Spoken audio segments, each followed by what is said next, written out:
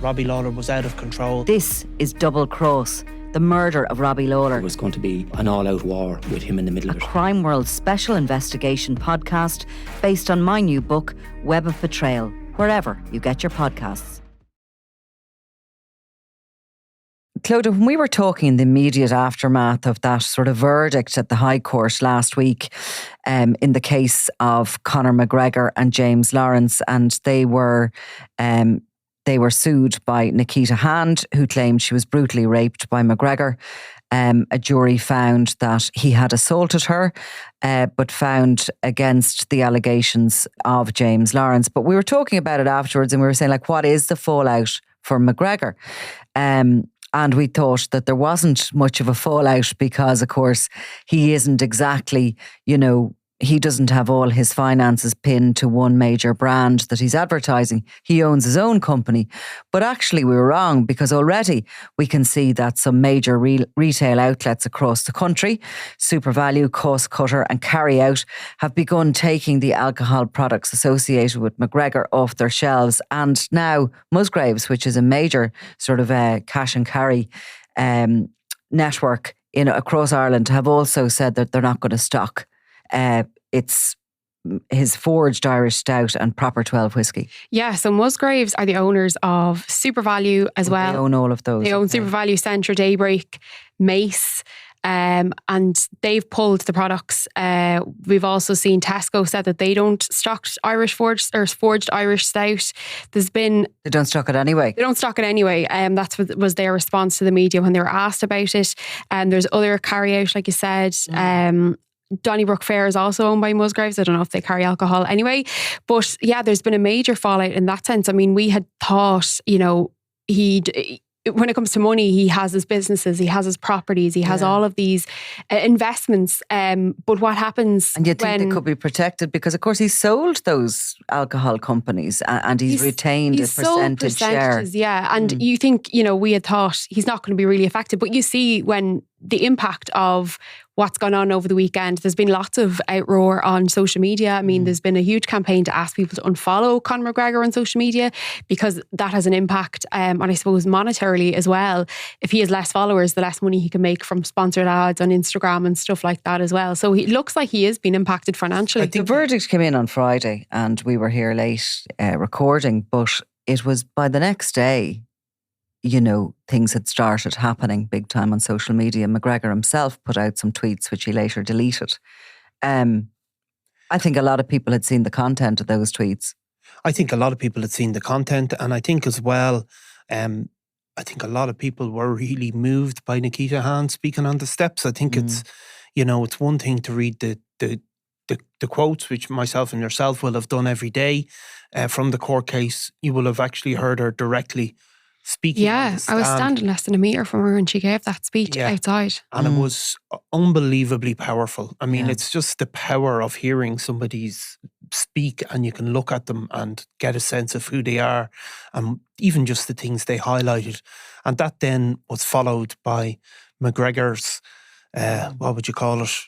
Tirade, whatever you want to call it, whatever term you want to use, kind of angry, blaming, and I think that he talked about that the kind of the award wasn't very much, that it was a reflection on what he believed was the jury not really taking Nikita Hand's case seriously, or certainly he spoke about James Lawrence being found.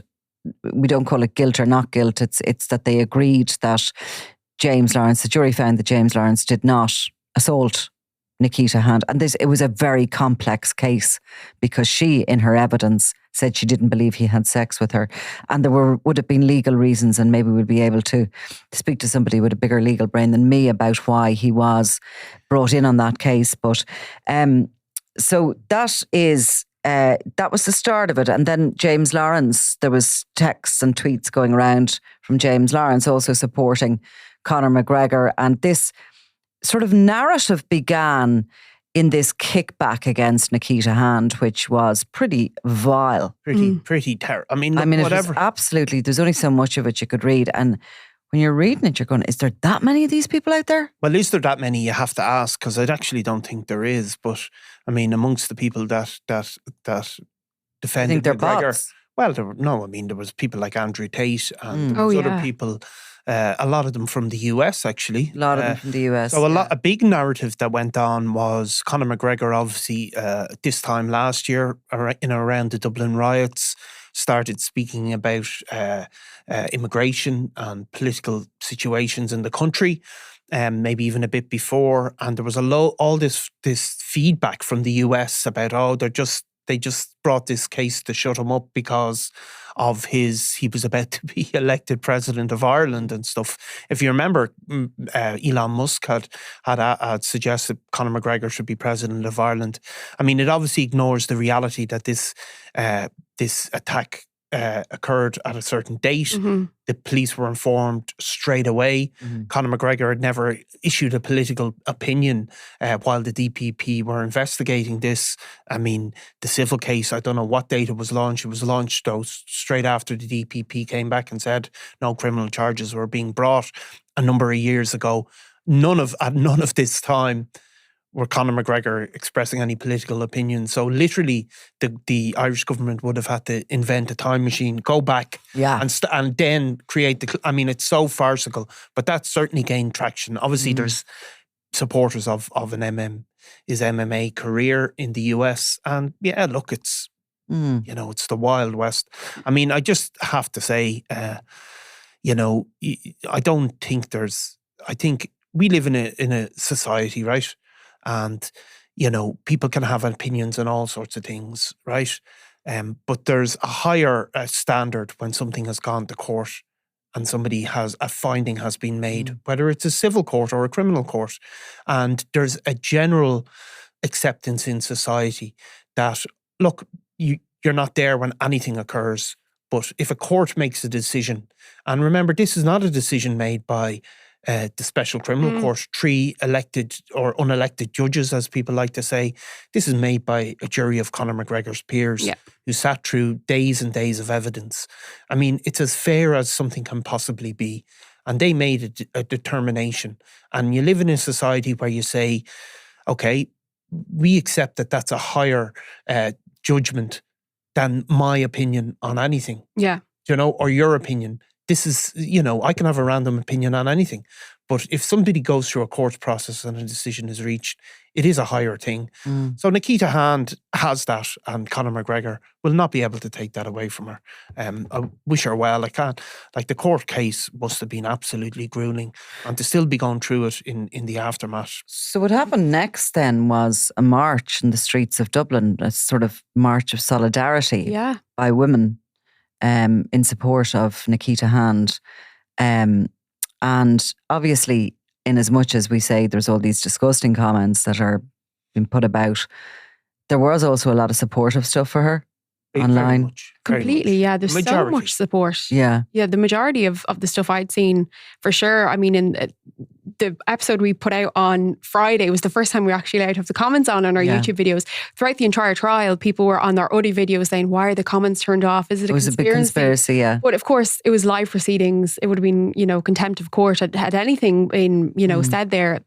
But anyway, we had them on Friday for the first time, and I was surprised to see the amount of support. I mean, as a I suppose, not that she shouldn't have it, not that that's my opinion, but I mean, I was just surprised to see how much support she was getting. But considering his profile. The politicians came in behind her. That's very rare. Yeah. Yes, she had a phone call with, I believe, Simon Harris or Micheál Martin not long after she had given her speech to the media on Friday evening.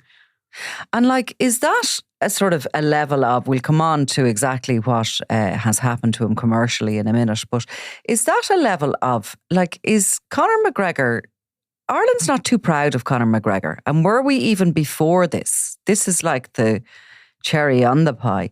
But I mean, there are a certain kind of cohort of fans that he have, mainly young men, who will ignore this bad behaviour. There was an excellent piece in the Sunday Independent this weekend by Tommy Conlon.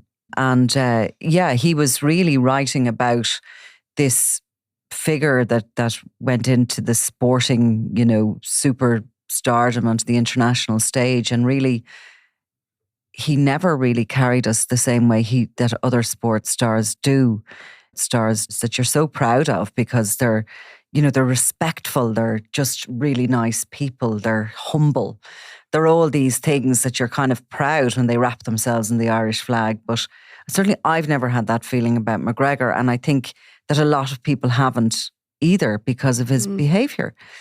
I think he's behaved a little bit like a fuckwit for a long time. Well, I think if you look back on his initial sporting career, you know, he might not have been everybody's cup of tea, but it was really, really brilliant, I suppose. His sporting career, of course. His initial rise, yeah. Yeah, and his initial rise, and it was a sort of a dream story.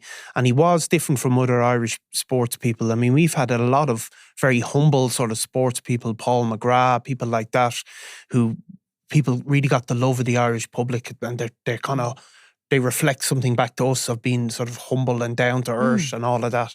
Conor McGregor was the opposite. He was braggy and, you know, showy and went on about his money and all of that. So that doesn't appeal to a lot of people. It probably did appeal to young men. And did he have longevity in the sport, or did he make a lot of money very quickly? And, you know, did he like, was he true to his sportsmanship and his sport? But he was a world champion. To go on the, I know, but he seemed to go on the complete banger and enjoy the money and flash it around and spend his time making sure everyone could see his watch and his yacht and all the rest of it. He didn't really seem to. Well, he was a brilliant fighter in his day, but what happened to him was that he fought Floyd Mayweather. He made a huge amount of money out of that. He made a huge amount of money out of his whiskey business that he sold. So really, by his late 20s, when you might say somebody should be coming into the peak of his career, he seemed very distracted. And he became more of a celebrity than a fighter. Yeah. And he hasn't fought much. And, you know, there are other people in the UFC, which is an unforgiving sport, but who've had great longevity and have, you know, dedicated themselves to fighting. But Conor McGregor didn't dedicate himself to that. And they sort of as well, I think, do they go back sometimes? They've had a defeat. Yeah. And they go back to, you know, that hard slog of really trying to bring themselves back, whereas he didn't do that. No, I think he had so much money, it was hard to see his motivation, maybe. I don't know. But all of that, like, is forgivable, isn't it? I mean, like, you know, a lot of it is forgivable. And sports people are great sports people. Have Maradona, George Best, they've been forgiven for, you know, maybe ruining the end of their careers or whatever way you want to look at it. Conor McGregor would be forgiven, but for that stuff. But this is another matter. I mean, there's been other things, you know, thuggery that he's been involved in the States and here. He's forever up and down before the courts and the driving offences and all the rest of it. And he has that swagger, that sort of peacock way he behaves, and there's nothing humble about McGregor. There's nothing particularly. He doesn't come across as a nice guy. No. And you know, I think what happened in the aftermath of this shows the true nature of the guy, and it shows into his soul a little bit. His reaction was very much come out fighting and go for the jugular of the female who had made such a powerful impact on people outside the court. And I've thought a lot at the weekend about your description of him, Clodagh, when he's in the courtroom and the verdict has been read out and he has his head down, and on one side of him is his mother rubbing one arm, and on the other side is Dee Devlin rubbing the other arm. Like, to me, that is an image of some sort of a man-child, like all that's wrong with him. He's spoiled.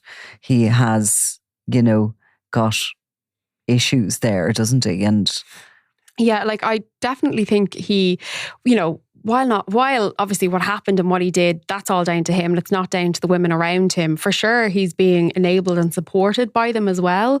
Like Dee Devlin, you know, her showing up in the courtroom was such a huge kind of shock to the media that was there, and we didn't know whether or not she was going to show up or not, whether or not she was going to keep the head buried in the sand, or whether or not she was actually going to come in and support him and be there. But I suppose the question is, what does she think of it all? I think everyone wants to know, what does Dee Devlin make of it? Well, and we can only make assumptions. She's supporting her man, and what came out in that court case was a window into the relationship they have. I mean, the fact is, he admitted, he stood up there and he admitted that he went out on a Saturday night, left her at home, and went to Crystal nightclub, where he picked up some women and shared cocaine with them, hoped to go back to a penthouse hotel with them, but they fecked off home. So he went on his social media and found a random woman who had sent him a photograph earlier in the night from a Christmas party. So he went, collected her, and in his words, went back to that hotel room and had athletic sex with her twice without using a condom, and then went home to his pregnant girlfriend. That is the window we have into their relationship. Yeah. And everybody has that window.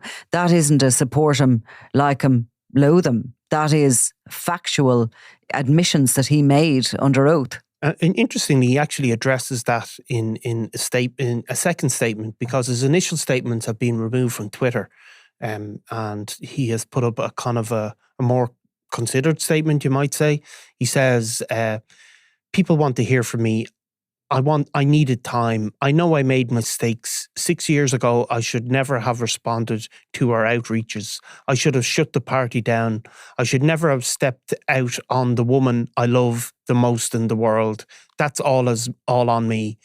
As much as I regret it, everything that happened that night was consensual, and I instruct my legal team to appeal the decision. Obviously, the jury believed something totally different. They did not accept that it was consensual. They heard all of that evidence and decided that Nikita Hand had told the truth and that she had been subjected to an assault, and they ordered him to pay as a result of that belief. So the costs issue is happening on Thursday. We thought Tuesday initially last week. The costs issue is going to be interesting and complex because, of course, the jury have found for her in respect to Conor McGregor, but against her in respect of James Lawrence. So, I mean, typically, if in a civil case, if you win your case, the other person pays your expenses. So you would imagine that Conor McGregor will have to pay his own legal fees, the $250,000, and Nikita Hand's legal expenses.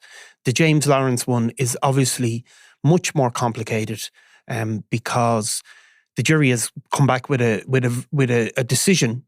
It's not a nuanced decision. It's not like the special criminal court where they can say we found this, but we found that. But the judge can look at the costs and make a more nuanced decision. So he would have a range of options. One of them would be that Nikita Hand would pay all of James Lawrence's bills, as well as her own for that part of the case. Another option would be that they both meet their own expenses, where Nikita Hand would pay for her own expenses and James Lawrence would have to pay for his own. And which the judge would be in her benefit because she only had one set of expenses because it was one trial. Exactly. So you don't know.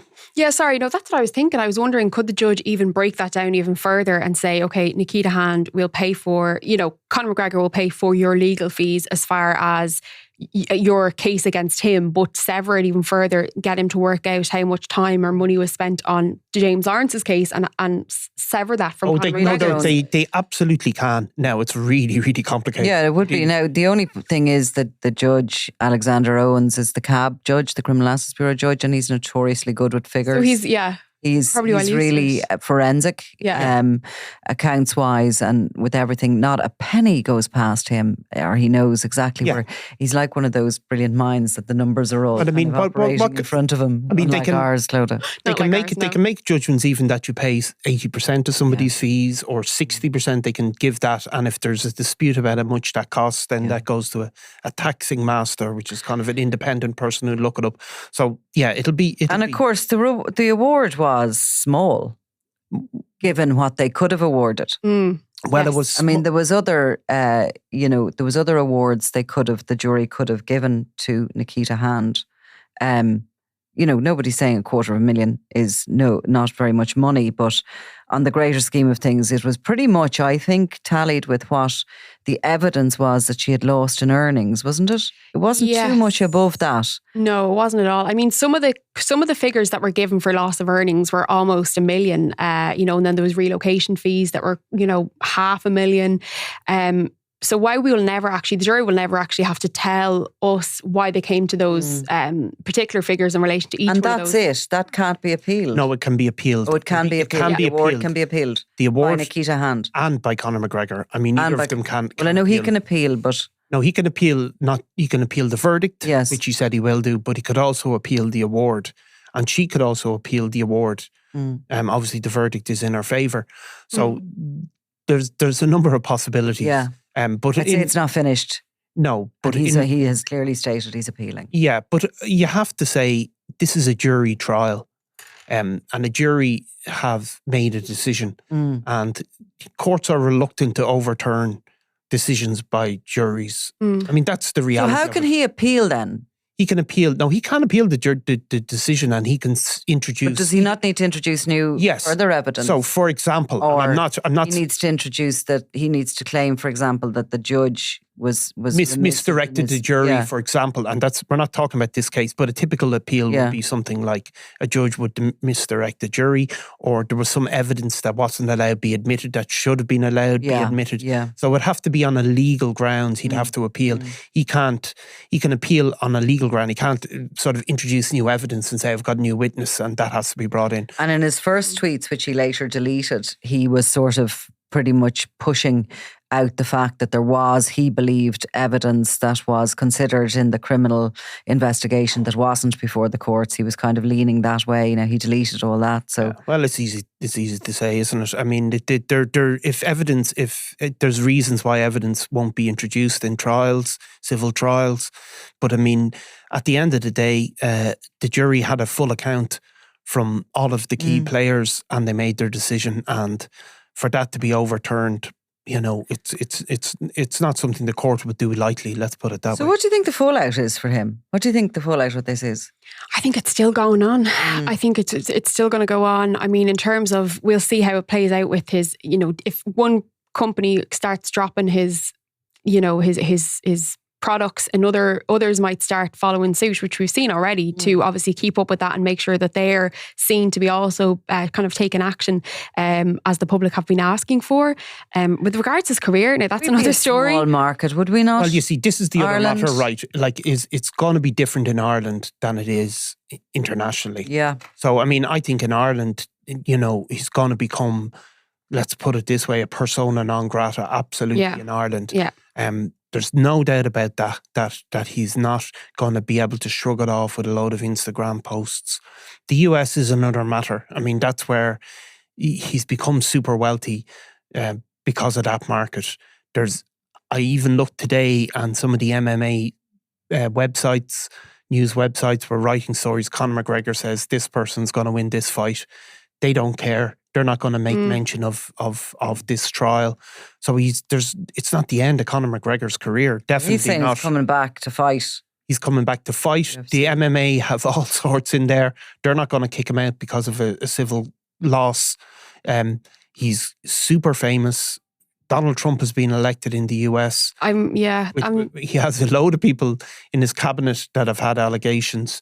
Conor McGregor is not finished in the US, but Ireland is a different matter. Yeah. And it just is a different matter. That's where we could see him next. I mean, heading off to the US, he's leaving all of, his reputation and what happened here behind him, and he's going over there, and he could go into coaching, he could go into whatever it may be that he, if he's finished his fighting career, and move on that way. And of course, we've seen, like you said, every random person who's ever supported Donald Trump is getting a job in his cabinet. So you never know. With many with allegations. And look, we saw, while the Conor McGregor trial was going on, we saw Mike Tyson fight Jake Paul. Yeah. And Mike Tyson obviously served the sentence for rape in the US. That fight went on. I think it was one of the biggest ever in pay-per-view. Very little mentions of Mike Tyson's rape conviction. And all of that. So Conor McGregor is not finished. His career is not finished. But in Ireland, it'll never be the same again. Depressing. I'm depressed now. You actually both depressed me. What a state is the world in, like, really? Yeah. Well, we have a state where what were agreed norms 20 years ago, people no longer agree on, and they no longer follow through. And that's the way it is. It's disappointing sometimes when you see those people, but then making comments about, a woman in the situation she was in. But then I find sometimes you dig in, you have a look, and there's no face, there's no name. And it's just this sort of anonymous nothing. It's a little bit like when we, get comments made ourselves. Like, you can see exactly the same person is coming back with the same remarks. Are they a person? Or are they hiding behind some sort of anonymous? And most of them are. I mean, okay, the likes of Andrew Tate and that came forward, but look, he has his fanboys. Yeah, exactly. And I mean, a lot of the stuff that I had seen and comments that have been made to me. Well, what was she doing out for 3-day bender, doing cocaine in a hotel room at Conor McGregor when she had a child at home?